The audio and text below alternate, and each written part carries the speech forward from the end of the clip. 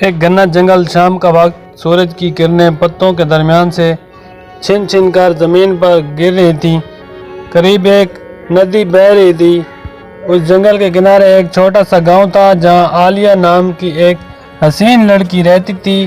اس کی بڑی بڑی آنکھیں اور لمبے بال گاؤں کے سب لوگوں کو اپنی طرف متوجہ کرتے تھے۔ ایک دن عالیہ جنگل سے لکڑیاں کاٹنے گئی تو اچانک اس نے ایک زخمی سانپ کو دیکھا۔ وہ سانپ کیچڑ میں پھنسا ہوا تھا اور اس کے جسم پر خراشیں تھیں۔ عالیہ نے ڈر کے باوجود ہمت کی، سانپ کو آہستہ آہستہ نکالا اور پانی سے دھو کر آزاد کر دیا۔ سانپ نے اپنی سرخ آنکھوں سے اس کی طرف دیکھا جیسے شکر ادا کر رہا ہو۔ اگلے دن عالیہ جنگل میں گئی تو حیران رہ گئی۔ وہی سانپ ایک درخت کی شاخ پر لپٹا ہوا تھا۔ جیسے ہی وہ قریب آئی، سانپ نیچے اتر آیا مگر اسے نقصان نہ پہنچایا۔ وقت کے ساتھ یہ ملاقاتیں بڑھنے لگیں۔ سانپ اور عالیہ کے درمیان ایک عجیب سا رشتہ قائم ہو گیا۔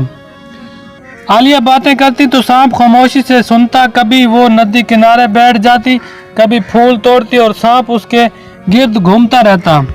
یہ بات عالیہ نے کسی کو نہیں بتائی کیونکہ گاؤں والے سانپ کو دیکھتے ہی مار دیتے۔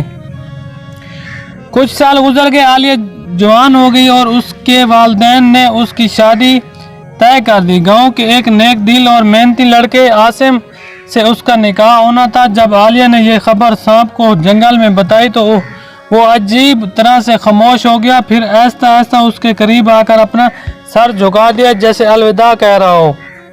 عالیہ کی آنکھوں میں نمی آ گئی۔ اس نے سانپ کے سر پر ہاتھ پھیرتے ہوئے کہا، تم ہمیشہ میرے دوست رہو گے چاہے میں کہیں بھی رہوں۔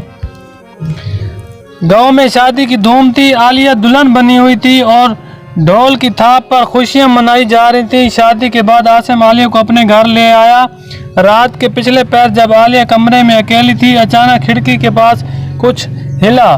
یہ وہی سانپ تھا۔ عالیہ چونک گئی مگر خوشی سے مسکرا دی۔ سانپ خاموشی سے کمرے میں آیا اور ایک کونے میں لپٹ کر بیٹھ گیا جیسے نگہبانی کر رہا ہو۔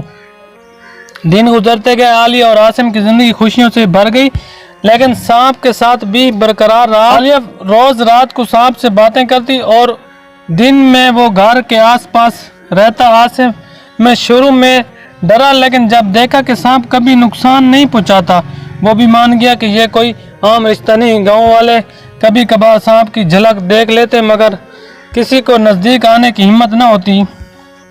ایک دن کچھ شکاری گاؤں کے پاس آئے۔ انہوں نے سانپ کو دیکھ لیا اور اس کا پیچھا کرنے لگے۔ سانپ بھاگتا ہوا عالیہ کے گھر پہنچا۔ عالیہ نے فوراً اسے پچھلے کمرے میں چھپا دیا۔ شکاری دروازہ کھٹکھٹانے لگے لیکن عاصم نے صاف انکار کر دیا کہ یہاں کوئی سانپ نہیں ہے۔ اس دن عالیہ کو احساس ہوا کہ یہ دوستی اب صرف ایک راز نہیں بلکہ ایک حفاظت کا وعدہ بھی ہے۔ کچھ مہینوں بعد گاؤں میں ایک بڑا طوفان آیا۔ درخت گر گئے، گھروں کی چھتیں اڑ گئیں۔ عالیہ کے گھر کے قریب ایک بڑا درخت گرنے ہی والا تھا۔ اچانک سانپ بجلی کی تیز چمک میں نمودار ہوا اور کسی طرح درخت کا رخ بدل گیا۔ کوشش میں وہ شدید زخمی ہو گیا۔ عالیہ بھاگ کر آئی، سانپ کی آنکھوں میں دیکھا اور روتے ہوئے کہا، تم نے ہمیشہ میرا ساتھ دیا۔ سانپ نے آخری بار اپنی سرخ آنکھوں سے اس کی طرف دیکھا اور پھر خاموش ہو گیا۔ گاؤں والے حیران تھے کہ عالیہ دنوں تک خاموش رہی۔ اس نے اپنے گھر کے پچھواڑے میں ایک چھوٹا سا باغ بنایا اور وہاں سانپ کو دفن کر دیا۔ ہر شام وہ وہاں بیٹھتی اور ندی کے پانی کی طرح بہتی یادوں میں کھو جاتی۔ اس کی زندگی آگے بڑھ گئی لیکن وہ دوستی ہمیشہ دل میں زندہ رہی۔ جب بھی ہوا چلتی، عالیہ کو یوں لگتا جیسے کوئی سرگوشی کر رہا ہو، میں ہمیشہ تمہارے ساتھ ہوں۔